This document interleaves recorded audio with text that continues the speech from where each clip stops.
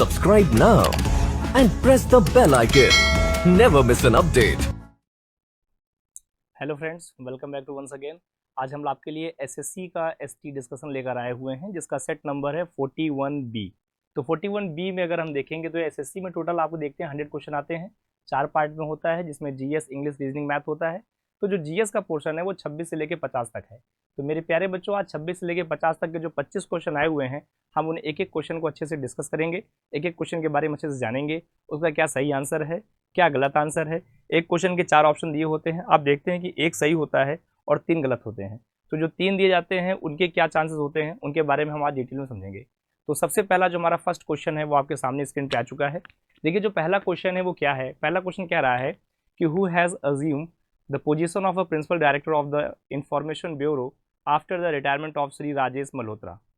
श्री राजेश मल्होत्रा की सेवानिवृत्ति के बाद सूचना ब्यूरो मतलब PIB के प्रधान निदेशक का पद किसने संभाला है। तो प्यारे बच्चों, आपको देखना है कि प्रधान निदेशक का पद किसने संभाला है और यही आपको बताना है। माने सूचना ब्यूरो की बात कर रहे हैं यहाँ पे, डायरेक्टर ऑफ इंफॉर्मेशन ब्यूरो माने PIB। तो आइए बच्चों एक बार इसको देखते हैं। अगर हम बात करते हैं PIB की इस समय, तो हम क्या जानते हैं कि PIB के जो अभी तक के हेड हैं, अभी तक के हेड का मतलब है अभी तक जो डायरेक्टर जनरल हैं PIB के, डायरेक्टर जनरल हैं PIB के, वो अभी तक कौन है? श्री राजेश मेहरोत्रा जी हैं। ओके, कौन है? श्री राजेश मेहरोत्रा जी हैं। अब श्री राजेश मेहरोत्रा जी रिटायर हो चुके हैं, हमें ये पता है। तो जब ये रिटायर हो गए हैं तो इनकी जगह किसने नया पद धारण किया है? तो इनकी जगह जो नए व्यक्ति आए हैं उनका नाम है श्री मनीष देसाई। क्या नाम है उनका? उनका नाम है श्री मनीष देसाई। तो श्री मनीष देसाई जी जो हैं वो राजेश मेहरोत्रा का पद अभी धारण किए हैं। तो ये इस समय PIB के DG के पद पे कार्यरत हैं। DG का मतलब हम कह सकते हैं डायरेक्टर जनरल। डायरेक्टर जनरल एक बहुत बड़ी पोस्ट होती है, हाईएस्ट रैंक का अधिकारी होता है, जो क्या करता है, सारी सूचनाओं का एक जगह संसूचन करता है और हमारे देश में, हमारे प्रदेश में लोगों को इससे अवगत कराता है। अवगत कराने के तरीके बहुत से हो सकते हैं, वो चाहे इलेक्ट्रॉनिक मोड हो, चाहे वो हम ये कह दें कि प्रिंट मीडिया हो, कोई भी, या तो प्रिंट मीडिया हो या इलेक्ट्रॉनिक मीडिया हो, दोनों भी रूप हो सकते हैं। तो प्रेस इन्फॉर्मेशन ब्यूरो के इस समय जो DG बने हैं वो कौन है? श्री मनीष देसाई जी हैं। श्री मनीष देसाई आपका बिल्कुल करेक्ट आंसर है, बिल्कुल सही आंसर है। तो प्यारे बच्चों, जो भी हमारे बच्चों ने मनीष देसाई कहा, मनीष देसाई किया है, उन सभी का बिल्कुल सही आंसर है। आपको बिल्कुल परेशान होने की आवश्यकता नहीं है। मुझे उम्मीद है आपको पहला क्वेश्चन बहुत अच्छे से समझ में बच्चों आ गया होगा। अब हम बात करते हैं अपने अगले क्वेश्चन को। हमारा जो अगला क्वेश्चन आपके सामने है बेटा, अगला क्वेश्चन ये है बच्चे कि which of the following person of India announce NCERT has been confirm with the status of a deemed university. Hindi में इस प्रश्न को समझते हैं। हिंदी में प्रश्न कह रहा है कि भारत के निम्नलिखित में से किस व्यक्ति ने घोषणा की कि NCERT को डीम्ड विश्वविद्यालय का दर्जा प्रदान किया गया है। मतलब जो NCERT पार्ट है, अगर हम बात करते हैं NCERT की, तो NCERT को डीम्ड विश्वविद्यालय का दर्जा प्रदान किया गया है। तो चूंकि ये जो हमें विषय दिख रहा है, अगर देखा जाए तो ये विषय शिक्षा का विषय है। अगर हम डिस्कस करते हैं तो मैं देख पा रहा हूँ या समझ पा रहा हूँ कि ये शिक्षा का विषय है और शिक्षा मंत्रालय से जुड़ा हुआ भाग होगा। तो शिक्षा का विषय जो है, ज़्यादातर हम ये कह दें कि शिक्षा के मंत्रालय से जुड़ा हुआ हिस्सा होगा। अब शिक्षा मंत्रालय से जुड़ा हुआ हिस्सा है तो इसी को ही पहले हम HRD मिनिस्ट्री के नाम से भी जानते थे। तो शिक्षा मंत्रालय की अगर बात करेंगे, जैसे अब मान लो भाई नरेंद्र मोदी जी का नाम है, तो नरेंद्र मोदी जी तो हमारे भारत देश के प्रधानमंत्री हैं, ये भी उद्घाटन या उसको दर्जा प्रदान कर सकते थे, घोषणा कर सकते थे, लेकिन इन्होंने नहीं किया। अमित शाह जी केंद्रीय गृह मंत्री हैं, इन्होंने भी इस बात पे चर्चा नहीं किया, उन्होंने नहीं किया। द्रौपदी मुर्मू जी, ये हमारे भारत देश की महामहिम राष्ट्रपति जी हैं, इन्होंने भी ये नहीं किया। तो ये किया किसने है? ये किया है श्री धर्मेंद्र प्रधान जी ने किया है। तो इसमें जो आपका सही आंसर है बच्चों, वो आंसर हो जाएगा 4th, माने D ऑप्शन। जो भी हमारे प्यारे बच्चे D ऑप्शन के साथ में जा रहे हैं, जो बच्चे D ऑप्शन किए हैं, उन सभी का क्या है? बिल्कुल करेक्ट है, बिल्कुल सही है। तो आइए देखें बच्चों, देखिए धर्मेंद्र प्रधान जो है, धर्मेंद्र प्रधान जो है ये बिल्कुल सही है। तो जो भी हमारे प्यारे बच्चे धर्मेंद्र प्रधान कह रहे हैं, धर्मेंद्र प्रधान जी को बताए हैं, उन्होंने किया है, उन सभी का बिल्कुल करेक्ट है, बिल्कुल सही आंसर है। तो प्यारे बच्चों आइए देखें हमारा जो अगला क्वेश्चन है वो क्या कहता है। हमारा अगला क्वेश्चन कह रहा है कि who has taken over the position of chairperson and the chief executive officer of the railway board ministry of railway as a rail Bhavan. Rail Bhavan में रेलवे बोर्ड रेल मंत्रालय के अध्यक्ष या कार्यकारी मुख्य कार्यकारी अधिकारी का पद किसने संभाला है? Who has been taken the position of the chairperson and the chief executive officer of the railway board, ministry of the railway and rail भवन। तो अगर हम बात करते हैं मिनिस्ट्री ऑफ रेलवे में सीईओ का पद और चेयरपर्सन का पद किसने संभाला है, तो हमारे पास चार ऑप्शन है। रविशंकर प्रसाद, सूचना और प्रसारण मंत्री थे रविशंकर प्रसाद जी पहले, अभी भी हैं। जया वर्मा सिन्हा, आप लोगों ने मनु सिन्हा का नाम सुना होगा जो रेल राज्य मंत्री थे, उन्हीं से जुड़ा नाम जया वर्मा सिन्हा। उमेश रेवंकर एंड गीतिका श्रीवास्तव। तो प्यारे बच्चों इसका जो सही आंसर है वो है जया वर्मा सिन्हा। क्या है? जया वर्मा सिन्हा। तो जया वर्मा सिन्हा जो है इन्हें अभी रेलवे का अध्यक्ष और मुख्य कार्यकारी अधिकारी के रूप में भी इन्हें नियुक्त किया गया है। तो इसका जो ऑप्शन है वो बी है। तो बच्चों बी, देखिए बी बिल्कुल सही है। जो भी हमारे प्यारे बच्चे बी ऑप्शन के साथ में जा रहे हैं, जो बच्चे हमारे बी ऑप्शन बता रहे हैं, उन सभी का बच्चों बिल्कुल करेक्ट है। तो प्यारे बच्चों बी के साथ में जो बच्चे जा रहे हैं उन सभी का क्या है, एकदम सटीक है, बिल्कुल सही है, उन्हें कोई घबराने की बात नहीं, बिल्कुल आपने सही किया है। ठीक है। अगला क्वेश्चन आपके सामने आ चुका है कि अंतर्राष्ट्रीय एरोस्पेस सम्मेलन समावेशी वैश्विक मूल्य श्रृंखला की ओर अग्रसर का उद्घाटन किसने किया है? Who inaugurated the International Aerospace Conference moving toward inclusive the global value chains? अब देखिए यहाँ आप थोड़ा सा अगर दिमाग लगाएंगे मेरे प्यारे बच्चे, थोड़ा सा भी आप दिमाग लगाओगे तो आप इसको बिल्कुल कम समय में और सटीक आंसर आप कर पाओगे। देखो दिमाग कैसे लगाना है इसका। देखो भाई, क्योंकि करंट का पार्ट है, एक बात तो ये दिमाग में बच्चों को कई बार खटकता है कि सर करंट वाला है तो कैसे होगा, कैसे नहीं होगा, गलत भी हो सकता है, सही भी हो सकता है, दोनों चांसेस होते हैं। लेकिन कभी थोड़ा सा दिमाग भी अगर आप लगाते हैं तो कुछ टेक्निकल चीज़ों से भी आप कर पाओगे। जैसे एग्जांपल समझिए, लिखा है अंतर्राष्ट्रीय एरोस्पेस सम्मेलन, ये लिखा है ना एरोस्पेस। तो एरोस्पेस का मतलब ही हो गया कि हम बात कर रहे हैं एविएशंस की। कितनी बार किसकी बात कर रहे हैं? एविएशन, मतलब हम बात कर रहे हैं नागरिक उड्डयन मंत्रालय, नागरिक उड्डयन मंत्रालय। तो अब ये नागरिक उड्डयन मंत्रालय जो है ये किससे जुड़ा हुआ है? नरेंद्र मोदी जी तो प्रधानमंत्री हैं, ये नहीं से जुड़ा है। राजनाथ सिंह नहीं है, जयशंकर विदेश मंत्री हैं। ये ज्योतिरादित्य सिंधिया साहब जो हैं, तो ज्योतिरादित्य सिंधिया जो हैं ये इससे जुड़ा हुआ है। तो बच्चा ये जो डी ऑप्शन है वो बिल्कुल सही है। जो भी बच्चे हमारे डी के साथ में, देखिए बिल्कुल सही, जो बच्चे हमारे डी के साथ में गए हैं, जिन बच्चों ने डी ऑप्शन किया है उन सभी का जो है आंसर क्या है बेटा? बिल्कुल करेक्ट है, बिल्कुल सही आंसर है प्यारे बच्चों। जो बच्चे डी कर रहे हैं, डी क्या है? बिल्कुल एकदम करेक्ट आंसर है आपका। चलिए अब हम अगले क्वेश्चन को देखें। बड़ा अगला क्वेश्चन ये है, doctor Sudesh Dhankhar, wife of the president Jagdeep Dhankhar, launch the worship of Mahendragiri in which city of India? उपराष्ट्रपति जगदीप धनखड़ की पत्नी सुदेश धनखड़ ने भारत के किस शहर में युद्धपोत्र महेंद्रगिरी लॉन्च किया है? तो आइए बच्चों इसको समझें। अगर हम बात करते हैं, हमारा भारत जो प्रायद्वीपीय क्षेत्र है वो कुछ इस तरह से है, और प्रायद्वीपीय क्षेत्र की अगर हम बात करें तो स्पेशली बात करें बेटा मुंबई की, तो मुंबई वाले रीजन में वाइस प्रेसिडेंट की वाइफ, ठीक है, क्या नाम है उनका? उनका नाम आप देख पा रहे हैं सुदेश धनखड़ जी। सुदेश धनखड़ ने यहाँ एक युद्धपोत का क्या किया है? एक उद्घाटन किया है। युद्धपोत का एक उद्घाटन किया है, और ये कहाँ पे है? ये है मुंबई में। ये कहाँ है? ये मुंबई में है। तो इसमें आपका जो सही आंसर है बेटा वो मुंबई है। जो भी बच्चे मुंबई के साथ में जा रहे हैं, मुंबई जिन बच्चों ने किया था उन सभी का बिल्कुल करेक्ट आंसर है बेटा, मुंबई ही आपका क्या है? एकदम सही और करेक्ट आंसर है। प्यारे बच्चों देख लीजिए इसका क्या आंसर है? मुंबई। ठीक है। तो अगर हम बात करते हैं वॉरशिप, एक वॉरशिप है, एक युद्धपोत है, और जो युद्धपोत उसका नाम महेंद्रगिरी है। इसको आप बच्चों याद रखिएगा, हो सकता है भविष्य में आपसे दोबारा भी पूछा जाए। अच्छा, एक डाउट आपके दिमाग में कभी आ सकता है, मैं थोड़ा सा बताना चाहूँगा आपको, यहाँ पे ध्यान देंगे। जैसे कि अगर हम प्रायद्वीपीय भारत को इस तरह से बनाते हैं, तो ये कह दें कि इधर आंध्र प्रदेश और उड़ीसा के तट के पास में एक महेंद्रगिरी की चोटी भी है। एक क्या है? एक महेंद्रगिरी की चोटी भी है। तो ये महेंद्रगिरी की चोटी जो है ये पूर्वी भाग में है, मतलब पूर्वी घाट की ऊंची चोटी है। समझ लीजिए, पूर्वी घाट की ऊंची चोटी है। तो पूर्वी घाट की जो ऊंची चोटी है उसी का नाम क्या है? उसी का नाम महेंद्रगिरी है बच्चा। तो वो महेंद्रगिरी है। तो यहाँ पे थोड़ा सा ध्यान देंगे, ये महेंद्रगिरी का हिस्सा है यहाँ पे, ठीक है।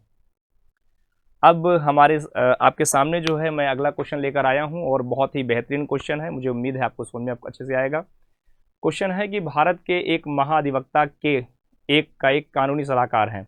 इन India an advocate general is a legal adviser of अ।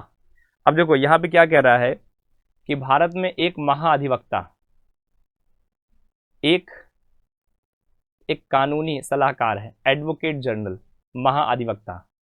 यहाँ अटॉर्नी जनरल की बात नहीं की गई है। मैं एक बार आपको थोड़ा सा समझाना चाहूँगा, इसको बताना चाहूँगा और मुझे उम्मीद है कि आप इसको अच्छे से समझ पाएंगे मेरे प्यारे बच्चे। देखिए, अगर हम बात करते हैं बेटा संघ की या यूनियन की बात करते हैं, यूनियन मतलब हम बात कर रहे हैं केंद्र की। जब भी हम केंद्र सरकार की बात करते हैं, केंद्र सरकार की, तो केंद्र सरकार में सबसे प्रमुख जो व्यक्ति है वो राष्ट्रपति है, फिर संसद है, फिर अटॉर्नी जनरल है, अटॉर्नी जनरल है। अब ये हो गए 3 पद इस तरह से आपके प्रमुख पद। अब आप समझिए ऐसे ही, तो ये आर्टिकल नंबर 76 में होता है। इन्हें हम शॉर्ट में AGI कहते हैं। क्या कहते हैं? AGI। तो ये अटॉर्नी जनरल केंद्र सरकार के लिए।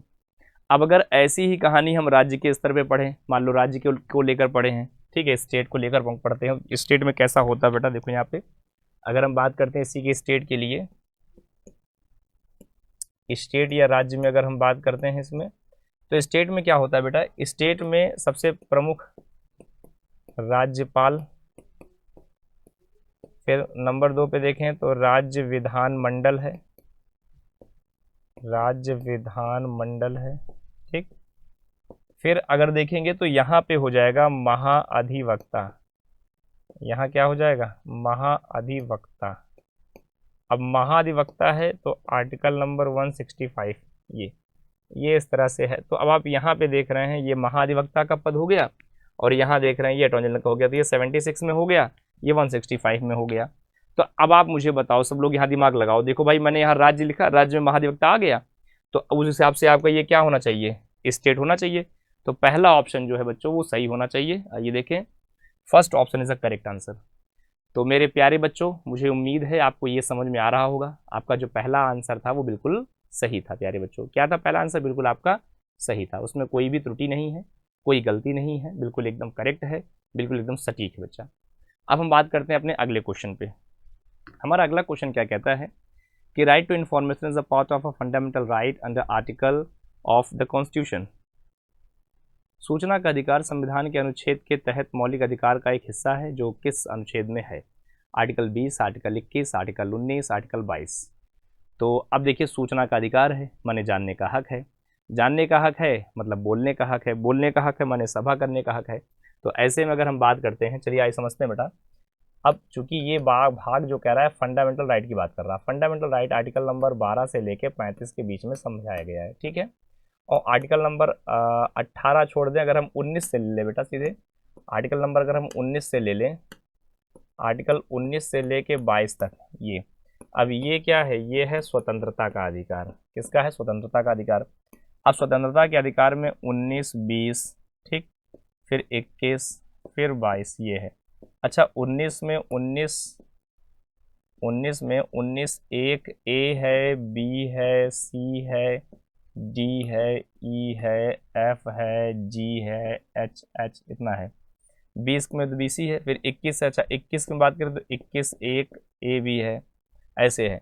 तो अब 19 की बात करते हैं, तो 19 में जो है आपको बोलने का अधिकार, सभा करने का अधिकार, जन प्रदर्शन करने का अधिकार, रैली निकालने का अधिकार, अहिंसात्मक तरीके से अपनी आप बात व्यक्त कर सकते हैं, पूरे भारत में कहीं निवास कर सकते हैं, कहीं कोई व्यवसाय कर सकते हैं, किसी भी स्थान पे अपना अलग अलग तरह के व्यवसाय करना चाहें, घूमना है, टहलना है, ये सारे प्रावधान है, सूचना का अधिकार है वहीं पर है। तो आर्टिकल नंबर 19 जो है वो इसके लिए सही है। 20 जो व्यक्ति दोषी है उनके हितों की रक्षा का विषय बताता है। 21 आपको जीवन जीने की स्वतंत्रता बताता है, जबकि 21A आपको क्या कहता है, शिक्षा का अधिकार कहता है। 22 कहता है जो व्यक्ति अपराधी हैं, जेल में सजा काट रहे हैं, उनको किस तरह के हित या अधिकार दिए गए हैं, तो ये उसके लिए बात की गई है। तो ऐसे में आर्टिकल नंबर 19 जो है बेटा वो बिल्कुल सही है मेरे प्यारे बच्चों। आर्टिकल नंबर 19 क्या है, एकदम करेक्ट आंसर है। जो भी हमारे प्यारे बच्चे, जो भी हमारे महानुभाव आर्टिकल नंबर 19 के साथ में गए हैं, वो सभी बहुत ही अच्छा कर पा रहे हैं, बहुत ही सही किए होंगे वो बेटा, ठीक है। अब अगर हम अगला क्वेश्चन देखते हैं, हमारा अगला क्वेश्चन है the Indian national flag was a design by, भारतीय राष्ट्रीय ध्वज किसके द्वारा डिज़ाइन किया गया था? तो पिंगिलिया वेंकैया, M.K. गांधी, रविंद्रनाथ टैगोर, रानी लक्ष्मीबाई। तो प्यारे बच्चों आइए देखिए इसका क्या सही आंसर है। अगर हम बात करते हैं ध्वज, तो राष्ट्रीय ध्वज का भी एक दिवस होता है बच्चों। राष्ट्रीय ध्वज का जो दिवस होता है वो हर साल 22 जुलाई और 1947 से है ये, और 22 जुलाई को राष्ट्रीय ध्वज का दिवस मनाया जाता है। और राष्ट्रीय ध्वज जो हमारा है, अगर हम उसको थोड़ा सा आपको डिज़ाइन करके समझाएं जल्दी से, तो इस तरह से जो हमारा राष्ट्रीय ध्वज है आप देखते हैं बच्चों, ऐसे करके ये हमारा ध्वज है ऐसे। अब ये जो है ये है केसरिया, ये जो है ये है सफ़ेद, ये है हरा, और इसका रंग है नीला, ठीक है। इसकी लंबाई जो है वो 3 और इसकी जो चौड़ाई है वो 2, मतलब 3:2 में इसकी लंबाई और चौड़ाई है, ठीक है। और मैडम पिंगली वैकैया जो हैं इसको क्या की थी, मतलब इसको तैयार की थी, इसको डिज़ाइन की थी। तो इसलिए राष्ट्रीय ध्वज को लेकर ये जानकारी है आपके लिए, ठीक है। राष्ट्रीय ध्वज जो है हमारे यहाँ कभी भी राष्ट्रीय पर्व होता है तो फहराया जाता है, जैसे कि 15 अगस्त, 26 जनवरी और 2 अक्टूबर की बात करते हैं, ठीक है, हमारे यहाँ के राष्ट्रीय पर्व हैं। और अगर हमारे यहाँ कभी कोई शोक होता है तो हम राष्ट्रीय ध्वज को थोड़ा सा झुका के रखते हैं। तो ये कुछ प्रमुख बातें हैं राष्ट्रीय ध्वज को लेकर। और इसका जो डिज़ाइन तैयार किया था उनका नाम था पिंकिलिया वैंकैया। तो पिंगिलिया वैंकैया जो है आपका ए ऑप्शन बिल्कुल सही है प्यारे बच्चों। ए के साथ जो भी बच्चे जा रहे हैं वो बिल्कुल सही कर रहे हैं, उनकी कोई गलती पे नहीं होगी। देखिए क्या आपको आंसर मिल गया है ए। तो ए वाला जो है बेटा वो क्या है, बिल्कुल सही है, ए आपका बिल्कुल करेक्ट है। अब हम बात करते हैं अपने अगले क्वेश्चन की। हमारा अगला क्वेश्चन है chemical name of the washing soda. Washing soda का रासायनिक नाम क्या है? आइए देखें। अगर हम बात करते हैं बेटा वॉशिंग सोडा, तो इसका हो जाता है सोडियम कार्बोनेट, Na2CO3.10H2O। ये हो जाता है बेटा सोडियम कार्बोनेट, और इसे ही हम लोग कहते हैं वॉशिंग सोडा। क्या कहते हैं इसे हम लोग? Washing soda. तो ये होता है वॉशिंग सोडा। तो इसमें आपका आंसर जो है वो ये सही है। सोडियम क्लोराइड जो है बेटा ये NaCl होता है, इसे हम लोग नमक कहते हैं, नमक।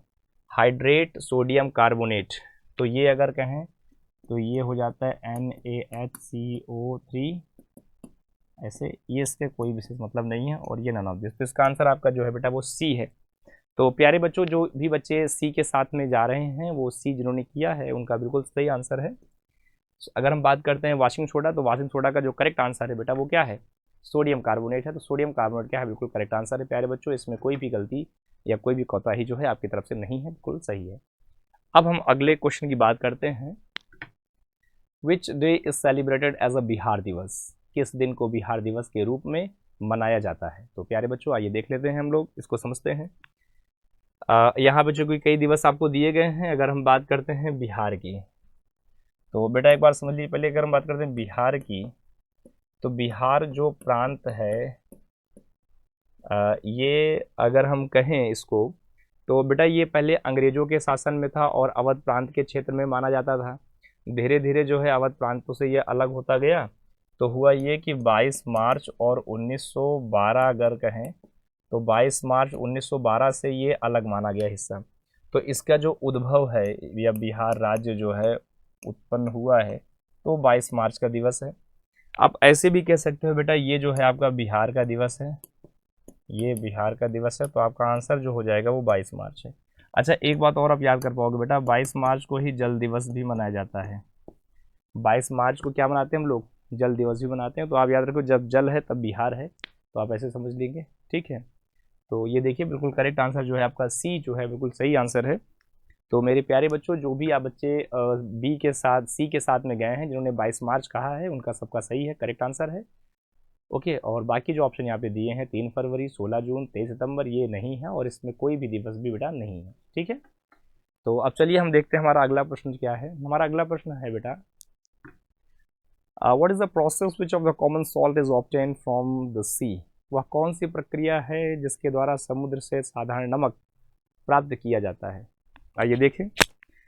देखिए बेटा, समुद्र जैसे अगर बात करते हैं, जब समुद्र से नमक प्राप्त करते हैं तो उस विधि को सामान्यतः हम हिंदी में कहते हैं वाष्पीकरण। अंग्रेजी की अगर हम बात करें तो अंग्रेजी में उसे कहते हैं एवोपरेशन। क्या कहते हैं? उसे कहते हैं वेपोरेशन, एवोपरेशन, वेपोरेशन या एवोपरेशन ऐसे। अब होता क्या है कि समुद्र का जब पानी इकट्ठा होता है तो वहाँ पे एक बड़ा सा ऐसे क्यारी बनाते हैं। क्या बनाते हैं? क्यारी।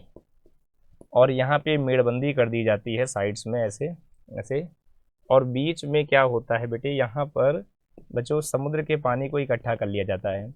और जहाँ यहाँ समुद्र का पानी बेटा इकट्ठा हो जाता है तो इस समुद्र के पानी को धीरे धीरे क्या करते हैं हम लोग, इसको ऐसे कहते हैं कि भाई इसको सुखवा दिया जाता है या सुखा दिया जाता है। और बाद में सूखने के बाद इसमें से नमक को वेपोरेशन प्रोसेस से अलग करके बड़े बड़े पैकेट्स में जो है पैक किया जाता है। तो ये हो जाता है प्रोसेस डी वाला वेपोरेशन। क्रिस्टलाइजेशन नहीं होता है, फिल्ट्रेशन नहीं होता है, सब्लिमेशन नहीं होता है। तो इसका जो सही आंसर है बेटा वो डी है। तो प्यारे बच्चों, जो डी आंसर के साथ आप जा रहे हैं, आपने जो डी किया है वो बिल्कुल करेक्ट है। आपने जो डी बताया बिल्कुल सही होगा आपका आंसर। जो भी बच्चे देखिए सही आंसर आपको मिल गया ना, एवोपरेशन। एवोपरेशन मतलब हो गया क्या? वाष्पीकरण। तो जो वाष्पीकरण की प्रक्रिया है उसी के द्वारा हम साधारण नमक को समुद्र से क्या करते हैं, प्राप्त कर पाते हैं। ये बिल्कुल सटीक और बिल्कुल करेक्ट आंसर है। प्यारे बच्चों, अगला प्रश्न आ गया हमारा, मधुमलई राष्ट्रीय उद्यान निम्नलिखित में किस राज्य में है? In which of the following state Mudumalai national park is located. आइए ध्यान देते हैं, मधुमलई को देखें। मैंने पहले भी बताया आपसे बच्चों कि अगर हम इस तरह से भारत के मैप को देखते हैं, ऐसे भारत का हमारा मैप है मान लीजिए, तो हम बेटा यहाँ पे ये देखते हैं कि इस तरह से ऐसे कुछ करके ये हमारा तमिलनाडु का रीजन है। ये हमारा रीजन क्या है? तमिलनाडु का है। तमिलनाडु के बगल में यहाँ पे अगर हम कहें तो यहीं पर कोयम्बटूर है। आपने कभी सुना होगा नाम बच्चे, कोयम्बटूर। कोयम्बटूर के थोड़ा सा बगल में आप जाएंगे, यहाँ पे यहीं पड़ता है मधुमलई। क्या पड़ता है? मधुमलई। मधुमलई क्या है? एक राष्ट्रीय उद्यान है। मधुमलई क्या है? एक राष्ट्रीय उद्यान है और वो तमिलनाडु रीजन में है। तो तमिलनाडु रीजन में है। अच्छा, केरला में नहीं है। केरला में शांत घाटी है बेटा। क्या है? शांत घाटी या साइलेंट वैली बोली जाती है इसको, ये कह सकते हैं। जैसे कर्नाटक में बेनरघट्टा है, बेनरघट्टा है, ठीक है, ये है। जैसे आंध्र प्रदेश में अगर हम जाएं तो महावीर वाल्मीकि राष्ट्रीय उद्यान करके है। तो ये सब है। तो तमिलनाडु जो है इसका, मधुमलई वाला तमिलनाडु जो है वो बिल्कुल करेक्ट आंसर है। तो तमिलनाडु के साथ जो बच्चे जा रहे हैं फिलहाल वो उनका बिल्कुल करेक्ट है, बिल्कुल सही आंसर है। तो प्यारे बच्चों सी, ये देखिए सी इज़ अ करेक्ट आंसर। जो भी हमारे प्यारे बच्चे सी कह रहे थे या सी उन्होंने किया होगा आंसर, वो बिल्कुल सही किए हैं। मधुमलई राष्ट्रीय उद्यान क्या है? तमिलनाडु में है। अच्छा, अगर तमिलनाडु के और भी कहें, जैसे कभी आपने अस्थई मुंडी सुना हो, कभी सोला राष्ट्रीय उद्यान सुना हो, कभी गुंडी नेशनल उद्यान सुना हो, तो ये सब भी जो है बेटा तमिलनाडु में है। चूँकि इनके नाम भी कुछ उस भाषा के होते हैं जो तमिल भाषा से टच करते हैं, तो उस तमिल भाषा से जुड़े हुए विचार या बात है इनमें, तो इस तरह के क्षेत्र वहाँ पे मिलते हैं। अब हम बात करते हैं हमारे अगले क्वेश्चन की। हमारा जो अगला क्वेश्चन है वो क्या कह रहा है? The primary duty of the president is to the constitution. राष्ट्रपति का प्राथमिक कर्तव्य संविधान का पालन करना है, preserve, protection, defend, all of above. तो आइए ध्यान देते हैं क्या क्या बातें हैं। देखिए, अगर हम प्रिजर्व की बात करते हैं तो प्रिजर्व का मतलब होता है सुरक्षा से, प्रोटेक्ट का मतलब होता है बचाव से, डिफेंड का मतलब होता है जैसे अगर कहें क्षेत्र रक्षा से, क्षेत्र रक्षा से। तो ऑल ऑफ अबव सभी सही हैं। ध्यान दीजिए, अगर राष्ट्रपति की हम प्राथमिक कर्तव्य की बात करें तो सब सही है बेटा। राष्ट्रपति भारतीय संविधान के भाग संख्या 5 और अनुच्छेद 52 से लेकर 62 तक परिभाषित है। जिसमें राष्ट्रपति की कुछ विशेष शक्तियों को आर्टिकल नंबर 72 में, फिर आर्टिकल नंबर 352 में, 56 में, 60 में, इन जगहों पर परिभाषित किया गया है। फिर 368 में भी संविधान संशोधन के दौरान भी उसकी शक्तियों को दर्शाया गया है। राष्ट्रपति भारत के महामहिम हैं। राष्ट्रपति को आर्टिकल 52 के अनुसार ये कहा जाता है कि भारत एक राष्ट्रपति होना चाहिए। 53 में राष्ट्रपति का कहा जाता है कि वह कार्यपालिका का प्रमुख होगा।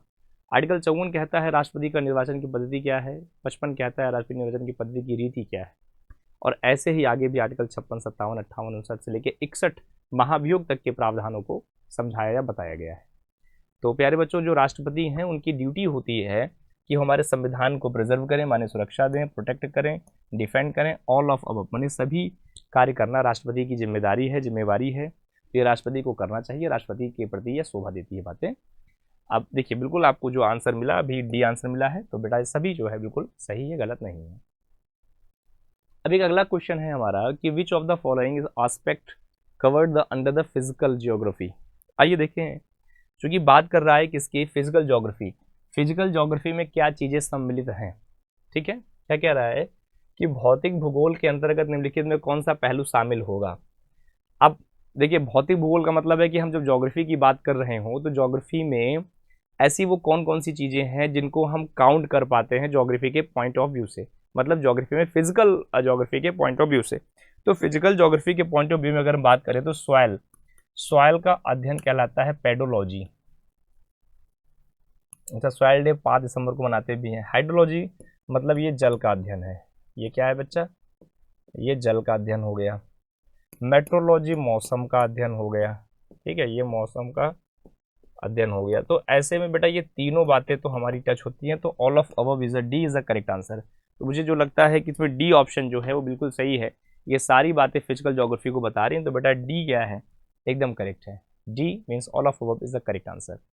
ओके, अभी हमारा जो अगला क्वेश्चन है वो क्या कहता है कि the president of India is ceremonial head of. बहुत ही अच्छा क्वेश्चन है। भारत देश के राष्ट्रपति औपचारिक रूप से प्रमुख हैं। अब देखिए, मैंने अभी आपको दो ढांचा बना के समझाया था। दो ढांचे कैसे, ध्यान दिए। एक बार मैंने आपको ऐसे बनाया और एक बार ऐसे। मतलब एक बार मैंने आपको बताया कि भाई सेंट्रल की बात करते हैं या यूनियन की बात करते हैं, एक हम बात करते हैं स्टेट की। सेंट्रल या यूनियन की बात करें अगर बेटा हम यहाँ बात कर रहे हैं तो यहाँ जो आंसर होना चाहिए, मतलब यहाँ जो होगा हमारा हेड हो जाएगा वो प्रेसिडेंट हो जाएगा, प्रेसिडेंट। और अगर स्टेट की बात करेंगे तो यहाँ पे हमारा गवर्नर हेड हो जाएगा। कौन हो जाएगा बच्चे, गवर्नर हेड हो जाएगा। तो जब भी अगर आ जाए कि भारत का राष्ट्रपति औपचारिक रूप से प्रमुख है, तो राष्ट्रपति किसके लिए प्रमुख है बेटा, तो सेंट्रल के लिए प्रमुख है। किसके लिए, केंद्र के लिए। हाँ, अगर इस स्टेट की जगह पे यूनियन दिया होता तो हम इसको कह सकते थे, लेकिन यहाँ यूनियन नहीं था, इसलिए सेंट्रल जो है बिल्कुल सही आंसर है, ठीक है।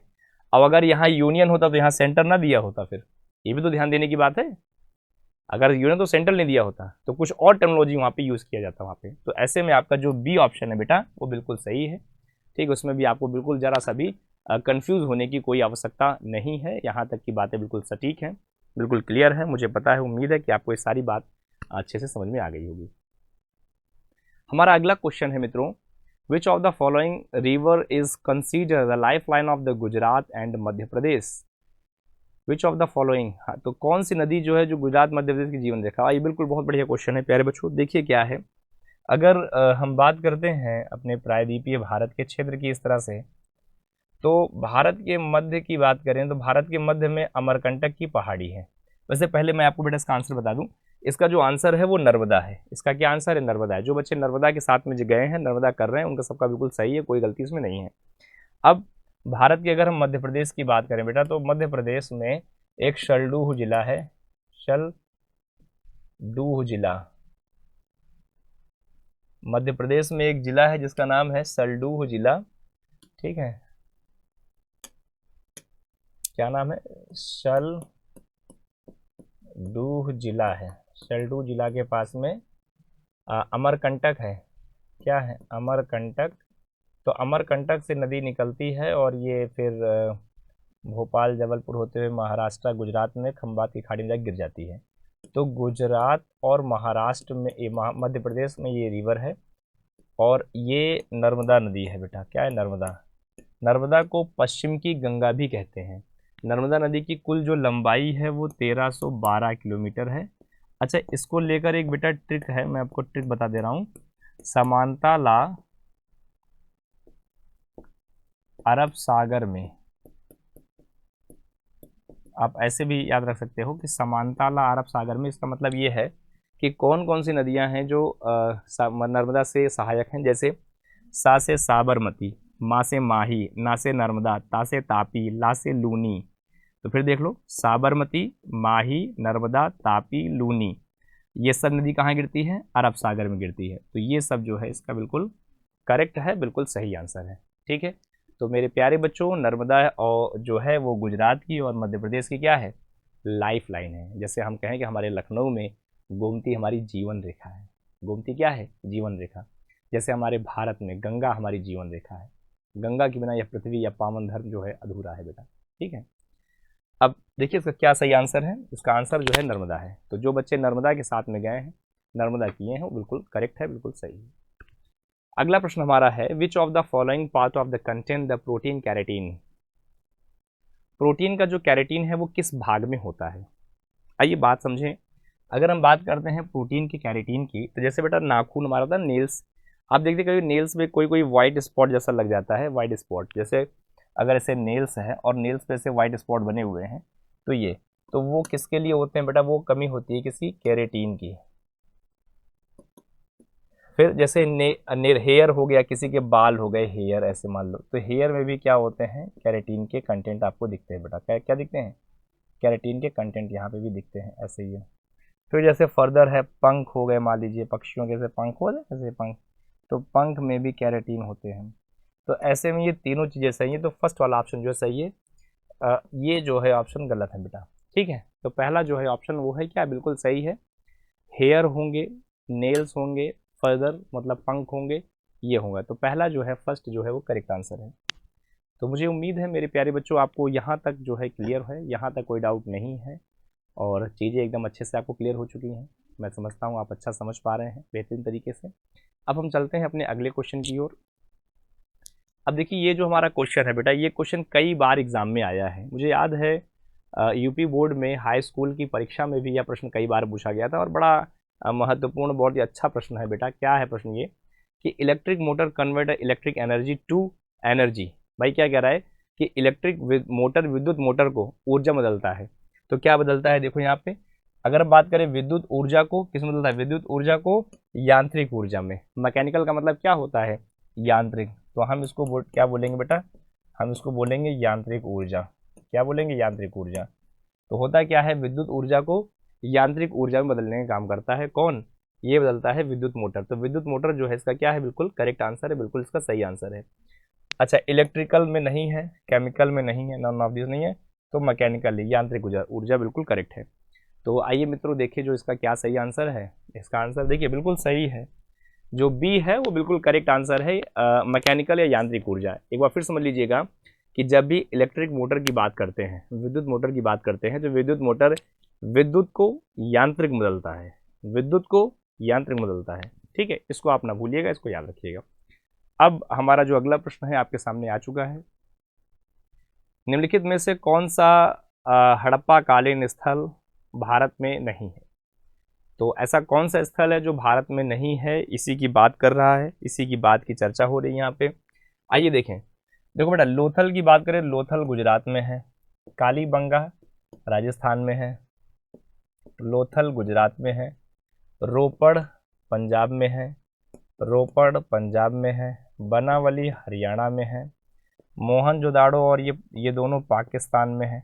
तो ऑप्शन नंबर डी सही है बेटा। ये जो नीचे वाला है प्यारे बच्चों मेरे, मोहनजोदाड़ो और हड़प्पा, ये दोनों जो है वर्तमान में पाकिस्तान में हैं, जबकि लोथल कालीबंगा, लोथल रोपड़, रोपड़ बनावली, ये सब कहाँ है बच्चे? ये सभी जो हैं हमारे अलग अलग लोकेशन पे, कोई गुजरात में, कोई राजस्थान में, कोई पंजाब में, कोई हरियाणा में, इस तरह से हैं। तो हमारा जो सही आंसर है वो डी है प्यारे बच्चों। जो डी आंसर है वो बिल्कुल हमारा सही है। जो भी बच्चे हमारे डी के साथ में जा रहे हैं, डी जिन्होंने बताया है वो बिल्कुल जो भी सही है, उनका कोई भी मिस्टेक नहीं है, कोई गलती नहीं है प्यारे बच्चों, बिल्कुल करेक्ट है। अब हम बात करते हैं अपने अगले क्वेश्चन की। हमारा अगला क्वेश्चन क्या कहता है?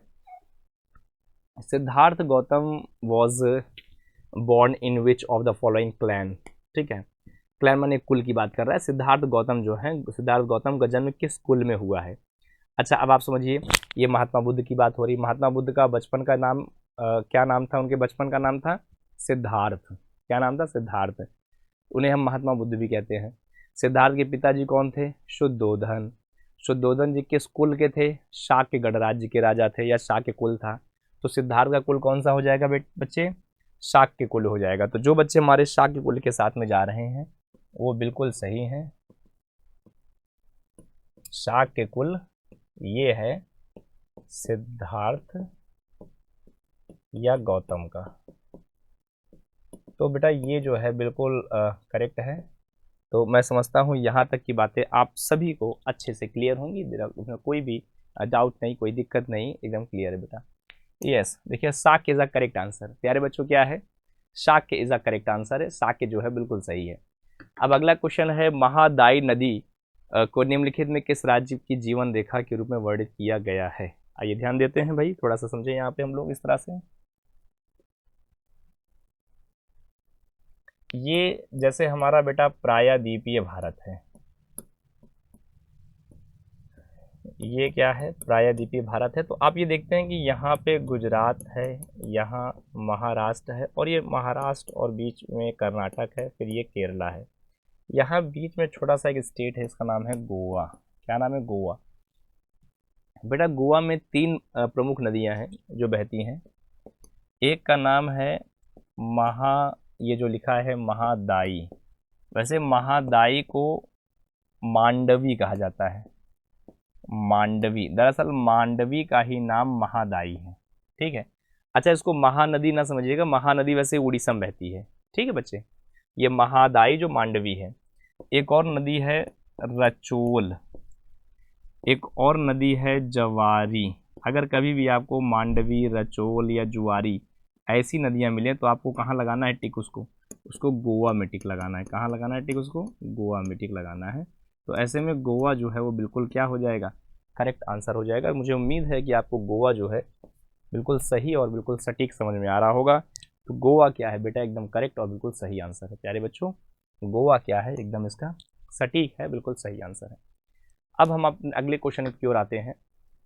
Primitive man first learn to make. आदिम मनुष्य सबसे पहले क्या बनाना सीखा? बहुत अच्छी बात है। देखिए, अच्छा क्वेश्चन है। यहाँ चूंकि जो बात हो रही है वो बात हो रही है अर्ली मैन की। यहाँ बात हो रही है अर्ली मैन की। तो अगर हम बात करते हैं आदिकाल, आदिकाल की अगर हम बात करें, आदिकाल का मतलब बेटा हम ये प्रारंभ अवस्था की बात कर रहे हैं, जब आदिमानव सभ्यता थी, जब मध्य पाषाण, नवपाषाण, पुरा पाषाण ऐसे काल था। तो जो आदिकाल की बात है, आदिकाल में हम प्राचीन तरीके में 3 प्रकार के काल को पढ़ते हैं। एक पढ़ते हैं पुरा पाषाण। अब जो कि पाषाण का मतलब होता है पत्थरों से बना हुआ काल। एक होता है मध्य पाषाण, एक होता है मध्य पाषाण काल, और एक होता है नवपाषाण काल, नवपाषाण काल। ठीक है, तो इसको थोड़ा सा एक बार समझे बेटा। अगर हम बात करते हैं कि आदिम मनुष्य सबसे पहले क्या बनाना सीखा, अब देखो, घर तो पहली बात तो बनेगा ही नहीं, घर तो पहले गलत हो गया मान लो। हथियार नहीं भाई, व्हील नहीं, फायर। पूरा पाषाण काल में सबसे पहले अगर हम बात करें तो हम मनुष्य के दिमाग में सबसे पहले क्या आया? पत्थर। भाई पहले इंसान खेती बाड़ी करना नहीं जानता था, लेकिन एक सोचने की बात है कि अगर आदिमानव भी थे तो क्या वो पेट की रोटी या भूख के लिए तो दौड़ते थे या काम करते थे? तो क्या करते थे? जानवरों को मारते थे। तो जानवरों को जब वो मारते थे तो पत्थरों से मारते थे। तो कई बार जब पत्थर से पत्थर टकराते थे तो उसमें चिंगारी निकलती थी। तो चिंगारी निकलने से कई बार ये भय खा जाते थे, डर जाते थे। तो कहने का मतलब ये है कि लोग आग को जान गए, अग्नि को जान गए। किसको जान गए? अग्नि और आग को जान गए। तो जब लोगों के दिमाग में आग का विषय आया तो वो फायर वाला हिस्सा क्या लाया? तो आग का आविष्कार या आग की बात अगर हम कहें तो वो इसी समय में आया है। तो सबसे पहले जो विकास हुआ है वो फायर का विकास हुआ, अग्नि का। तो अग्नि ही कहना सही है। अच्छा, पहिए का आविष्कार, हथियार का आविष्कार, घर का आविष्कार, ये बहुत बाद में हुआ। ये मध्य के बाद नवपाषाण काल के आसपास हुआ बेटा। ठीक है, तो फायर जो है वो बिल्कुल सही है। फायर माने अग्नि या आग। तो अग्नि का आविष्कार आदि पाषाण काल में सबसे पहले मनुष्य ने सीखा था। तो इसका जो सही आंसर था वो ए था, बिल्कुल सही। अब हमारा जो अगला क्वेश्चन है कि भक्ति काल आंदोलन भारत में सबसे पहले किस भाग में लोकप्रिय हुआ? चूंकि आज जो सारे प्रश्न दिए हैं वो बेटा प्रायद्वीपीय क्षेत्र के प्रश्न है, तो यहाँ पे भी अगर हम समझेंगे तो जैसे हमारा प्रायद्वीपीय भारत का हिस्सा है, माने दक्षिण भारत की बात करें, किसकी बात कर रहे हैं हम? दक्षिण भारत की। तो वैसे आप जान लो इसका जो आंसर आपका हो जाएगा दक्षिण भारत, साउथ इंडिया, ये साउथ इंडिया हो जाएगा। साउथ इंडिया में अगर हम धर्म की बात करें तो यहाँ पे दो प्रकार के धर्म जल्दी से फैले थे। एक फैला था शैव धर्म, एक फैला था शैव धर्म और एक फैला था वैष्णव धर्म। ठीक है, तो एक शैव धर्म है और एक क्या है, एक वैष्णव धर्म है। तो ये दो धर्म यहाँ पे फैले हुए थे, तो ये थे पहले वहाँ पे। तो अच्छा, ये दोनों भी, शैव का मतलब भगवान शिव से होता है और वैष्णव का मतलब होता है भगवान विष्णु। तो इन दोनों लोगों के उपासक पूरे जो हैं दक्षिण भारत के क्षेत्रों में व्याप्त थे, आज भी यहाँ पे व्याप्त हैं या फैले हुए हैं। तो ये चूंकि अब दोनों विषय दिख रहा है तो दोनों भक्ति काल का विषय दिख रहा है। भक्ति माने श्रद्धा या भाव, तो ये भक्ति काल साउथ इंडिया वाला जो पार्ट है वो सबसे पहले। अब इसके बाद धीरे धीरे ये पूरे उत्तर भारत, पश्चिम भारत के तौर पे ये फैलने लगा। तो इसका जो सही और सटीक आंसर है बेटा वो क्या है, ए है। तो पहला जो आंसर है वो बिल्कुल सही है। मैं समझता हूँ कि आपको यहाँ तक समझने में कोई दिक्कत नहीं हुई होगी और यहाँ तक की बातें आपके दिमाग में, आपके जहन में एकदम क्लियर हैं, कोई भी डाउट नहीं है, कोई भी दिक्कत नहीं है, चीज़ें एकदम सटीक हैं। प्यारे बच्चों, अगले क्वेश्चन पे हम ध्यान देते हैं। हमारा जो अगला क्वेश्चन है वो कहता है which of the following disease is a non communicable in nature. निम्नलिखित में कौन सा रोग प्रकृति में गैर संचारी है। कार्डियोवैस्कुलर डिसीज है, मतलब हृदय संबंधी रोग है। कार्डियो मतलब कार्डियोवैस्कुलर मतलब हृदय संबंधी रोग हो गया। डायबिटीज माने मधुमेह है, अस्थमा है, ऑल ऑफ अबव है। पहले एक समझ लीजिए प्यारे बच्चों, ये रोग है कार्डियोवैस्कुलर, डायबिटीज और अस्थमा, ये तीनों जो हैं नॉन कम्युनिकेबल हैं, माने गैर संचारी हैं। तो ये ऑल ऑफ अबव जो है बिल्कुल सही है, माने D is the correct answer. प्यारे बच्चों, जो डी है वो क्या है, वो बिल्कुल सही है। डी, इन तीनों के लिए डी क्या है, सही है। इन्फेक्शन से खांसी है, जुखाम है, मलेरिया है, तो ये सब चीज़ें जो हैं एक बॉडी से दूसरी बॉडी में फैलती हैं। जो एक से दूसरी बॉडी में फैल जाए वो कम्युनिकेबल है, जो एक बॉडी से दूसरी बॉडी में ना फैले वो नॉन कम्युनिकेबल हो गया। कम्युनिकेबल जो डिसीज़ होती हैं जो एक से दूसरी बॉडी फैलती हैं वो मेनली जो है 4 टाइप से होती हैं। वायरस, वायरस की बात करें, फंजाई की बात करें, बैक्टीरिया की बात करें, प्रोटोजोआ की बात करें, तो 4 होता है वहाँ पर, वायरस, बैक्टीरिया, अब प्रोटोजोआ और फंजाई, ये 4 होते हैं और नॉन जो है वो होते ही नहीं है फिर। ठीक है, अब ये बात करते हैं, हमारा ये लास्ट क्वेश्चन है आज का और मैं समझता हूँ कि आपको ये चीज़ें अच्छे से समझ में आई होंगी। और हमारा जो लास्ट क्वेश्चन वो क्या कहता है, लास्ट कहता है in which of the following layer tropical cyclone are relatively in low pressure. निम्नलिखित में से किस परत में उष्णकटिबंधीय चक्रवात अपेक्षाकृत कम दबाव में होते हैं। अब चूंकि हम बात कर रहे हैं उष्णकटिबंधीय चक्रवात की बात करें तो जैसे हमारी ये पृथ्वी है, तो पृथ्वी का जो भूमध्य रेखा वाला क्षेत्र है, भूमध्य रेखा वाला क्षेत्र माने 0 डिग्री पर है, तो यहाँ पे टेम्परेचर ज़्यादा, प्रेशर कम होता है और यहाँ पे जो चक्रवाती तूफान बनते हैं वो इस तरह से आते हुए आपको दिखते हैं। तो यहाँ पे क्या होता है, प्रेशर कम है और टेम्परेचर बहुत ज़्यादा है। तो इस तरह की जो स्थितियाँ हमें दिखती हैं वो सबसे पहले हमारे पृथ्वी की जो सबसे ऊपर की लेयर है ट्रोपोस्फेयर, माने कि क्षोभ मंडल, अगर हम हिंदी में कहें इसको क्षोभ मंडल, तो ये क्षोभ मंडल में दिखती हैं। ठीक है, जैसे ये क्षोभ मंडल है, समताप मंडल है, मध्य मंडल है और ये आयन मंडल हो गया, तो क्षोभ मंडल में ये ताप हमको दिखता है। तो इसके लिए पहला आंसर जो है ए वो बिल्कुल सही है। प्यारे बच्चों, फर्स्ट आंसर जो है बिल्कुल सही, बिल्कुल करेक्ट है, A is the correct answer. ठीक है, तो प्यारे बच्चों आज का सेशन यहीं पे फिनिश रहा है और मुझे उम्मीद है कि आपको ST नंबर 41 जो है बी बहुत अच्छे समझ में आई होगी और हम लोग आपसे मिलेंगे अगले सेशन में। तब तक के लिए thank you and bye bye बेटा। Subscribe now and press the bell icon. Never miss an update.